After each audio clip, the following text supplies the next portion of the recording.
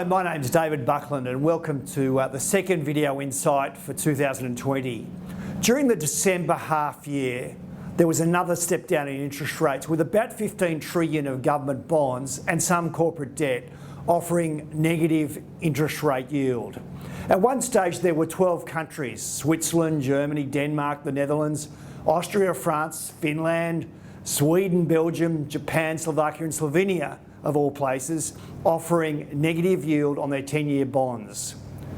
Central banks have been bordering on an obsession of robbing Peter or good savers to pay Paul, or those governments, companies or households who may be living beyond their means.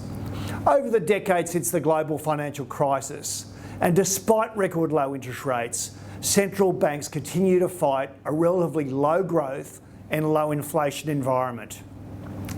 This is attributable to four major factors and is well covered in our recent white papers produced by Andy Macken, Chris DeMasi and Arbit Nath from our global associates Montega Global Investments.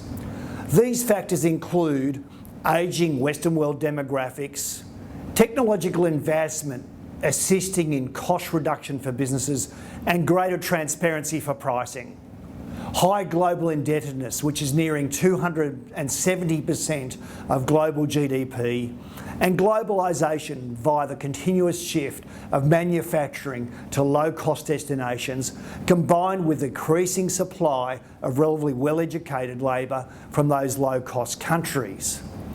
These factors are structural in nature and generally deflationary. These factors cause disruption amongst the Western world workforce.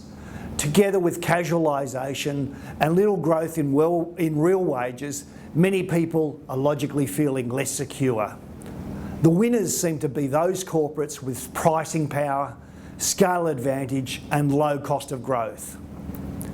When retirees in Australia, for example, see the return on their term deposits coming down from averaging, say, 6% for the 2 decades prior to the GFC to the current 1%, many savers are logically feeling more fearful of their current financial situation and possibly even have to eat into their capital.